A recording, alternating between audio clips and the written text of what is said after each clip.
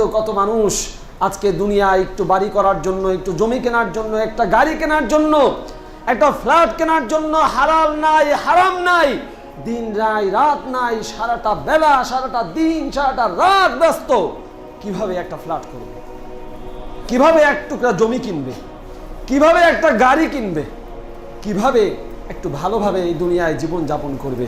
আফসোস, আফসোস, এই দুনিয়ার পিছনে পড়ে আছি। অথচ রাসূলুল্লাহ সাল্লাল্লাহু আলাইহি ওয়াসাল্লাম বলছেন এই দুনিয়া হচ্ছে একটা মরা কানকাটা খাসি থেকেও নিম্নমানের।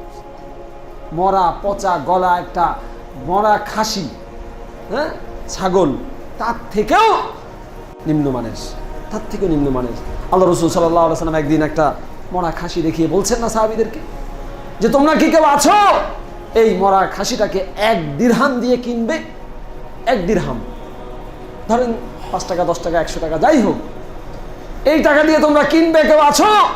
এখন যদি আপনাকে বলি, আপনারা এখানে শখানেক মানুষ আছেন, আপনাদেরকে বলি ওই ওখানে একটা মরা খাসি পড়ে আছে রাস্তার পাশে, কে কিনবেন?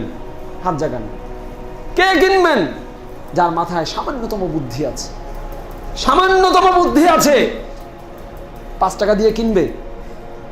5 টাকা, 2 টাকা, 1 টাকা বলবে যে ভাই আপনাকে দিলাম এমনি, ওটা আমার নেওয়ার দরকার নেই। আপনি চাইছেন 5 টাকা আপনাকে দিয়ে দিলাম, ওটা আমার নেওয়ার দরকার নাই, বিকজ অফ আপনি মনে করেন ওটা আপনার কাছে ফুটা পয়সার কোনো মূল্য রাখে না, এই জন্য আপনি নিচ্ছেন না। আশ্চর্য লাগে, এই দুনিয়ায় মরা খাসিটা আপনি নিচ্ছেন না, মূল্য নাই বিধায় রাসূল সাল্লাল্লাহু আলাইহি ওয়াসাল্লাম বলছেন আল্লাহ সুবহানাহু ওয়া তাআলার কাছে এই দুনিয়া হচ্ছে ওই মরা খাসির থেকেও নিকৃষ্ট। আল্লাহু আকবার। আপনি এই দুনিয়া নিয়ে তো ব্যস্ত, আমি তো এই দুনিয়া নিয়ে ব্যস্ত, অথচ এই দুনিয়ার মূল্য আল্লাহ সুবহানাহু ওয়া তাআলার কাছে ওই মরা খাসির মতো। আপনার কাছে যেমন মরা খাসির কোনো মূল্য নেই, আল্লাহ রাসূল সাল্লাল্লাহু আলাইহি ওয়াসাল্লাম বলছেন এই দুনিয়ার যদি সামান্য পরিমাণ মূল্য আল্লাহ সুবহানাহু ওয়া তাআলার কাছে থাকতো, আল্লাহ সুবহানাহু ওয়া তাআলা মা সাকা মিনহা কাফিরান শুরবাতা মা, কোন কাফেরকে, আল্লাহকে যে অবিশ্বাস করে সেই কাফেরকে আল্লাহ সুবহানাহু ওয়া তাআলা এই দুনিয়ার 1 ডোক পানি, এক ফোঁটা পানি, বা একবারে যতটুকু পানি খাওয়া যায় এই 1 ডোক পানিও খাওয়ার জন্য আল্লাহ সুবহানাহু ওয়া তাআলা ব্যবস্থা করে দিতেন না। তার মানে কি? তার মানে হচ্ছে এই আল্লাহ সুবহানাহু ওয়া তাআলার কাছে এই দুনিয়ার সামান্য পরিমাণ কোনো মূল্য নেই। এই হাদিসে আল্লাহ রাসূল বলছেন যদি জানাহা বাউদা, কোনো মশা, মাছি দেখেছেন না? মাছির ডানার কোনো মূল্য আছে আপনার কাছে? একটা মাছিকে তো থাপ্পড় দিয়ে মেরে ফেলে দেন, মাছির ডানা একটু বোঝেন, একটু মাথা খাটান। একটা মাছির ডানা, মাছির যে পাখা, সেই পাখার কোনো মূল্য আপনার কাছে আছে? কারো কাছে আছে? আমাদের কারো কাছে কোনো মূল্য নেই। আল্লাহ সুবহানাহু ওয়া তাআলার উদাহরণ দিয়ে বলছেন রাসূলুল্লাহ সাল্লাল্লাহু আলাইহি সাল্লাম, যদি এই দুনিয়ার কোনো মূল্য আল্লাহর কাছে ওই মাছির ডানার মতো থাকতো, মাছির ডানার যতটুকু মূল্য ততটুকু মূল্য যদি এই দুনিয়ার হতো আল্লাহর কাছে, তাহলে আল্লাহ সুবহানাহু ওয়া তাআলা এই দুনিয়ার 1 ফোঁটা পানি কোনো কাফেরকে পান করার অধিকার দিতেন না। তার মানে কি? দুনিয়ায় কাফেররা এখনো আছে না?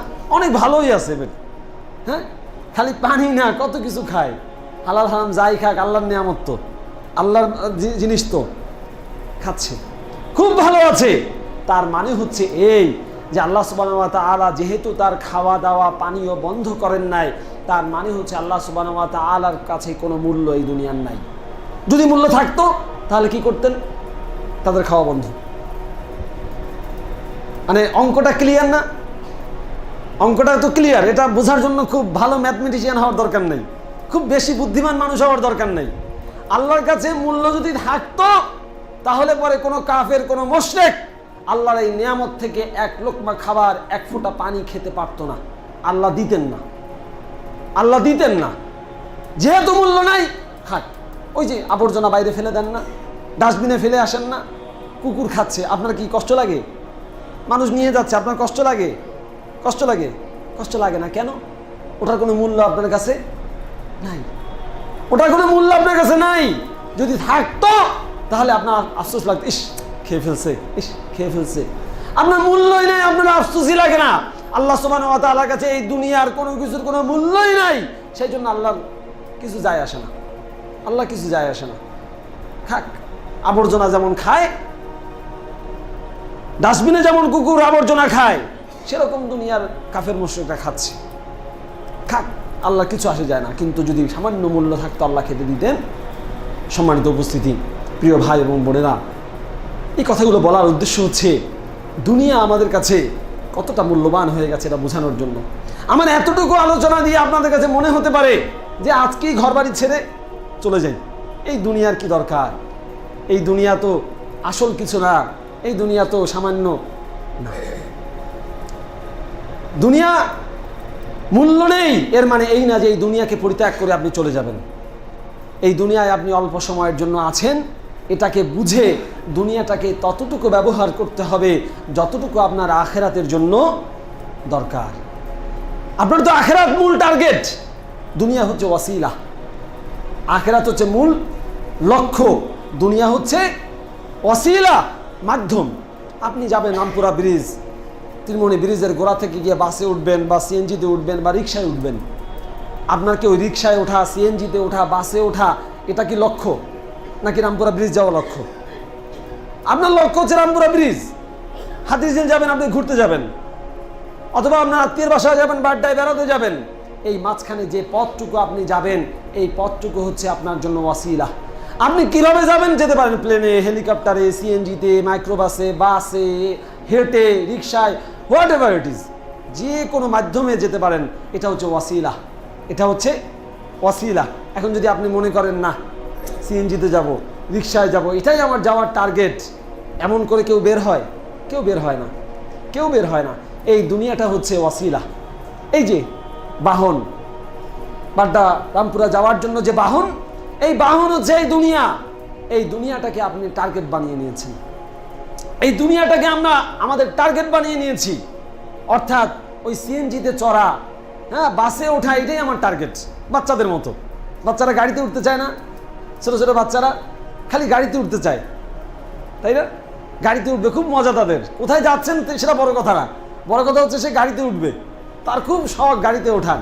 বাচ্চা বোঝে না, ছোট বাচ্চা বোঝে না, না বুঝে সে ওয়াসিলাকে টার্গেট মনে করে। ওয়াসিলা যেটা মাধ্যম, সেই মাধ্যমটাকে সে লক্ষ্য বা আসল উদ্দেশ্য মনে করে। অথচ আপনি তো বুদ্ধিমান, আপনি তো অনেক বুদ্ধি রাখেন। আপনি পরিবার চালান, সমাজ চালান, নির্বাচন করেন, রাষ্ট্র চালান, আপনি ব্যবসা প্রতিষ্ঠান চালান, আপনি কত কিছু যে করেন। আপনার মাথায় তো বুদ্ধি ধরে না, এত বুদ্ধি আপনার মাথায়, এই বুদ্ধিটা ধরে না আপনার মাথায় যে এই দুনিয়াটা হচ্ছে ওয়াসিলা, আখেরাত হচ্ছে আপনার আসল উদ্দেশ্য। এইটা মাথায় কেন আসে না? আপনার চোখের সামনে না আপনার বাবাকে আপনি বাঁচাতে পারলেন না? আপনার চোখের সামনেই তো আপনার বাবা মরে গেল। কই, লাখ লাখ টাকার মালিক আপনি, কোটিপতি আপনি, ইউনাইটেড কেন ওই এলিজাবেথে নিয়ে, ব্যাংককে নিয়েও চিকিৎসা করাই তো বাঁচাইতে পারলেন না। এয়ার অ্যাম্বুলেন্সে করে নিয়ে গেছেন, বাঁচাইতে তো পারলেন না।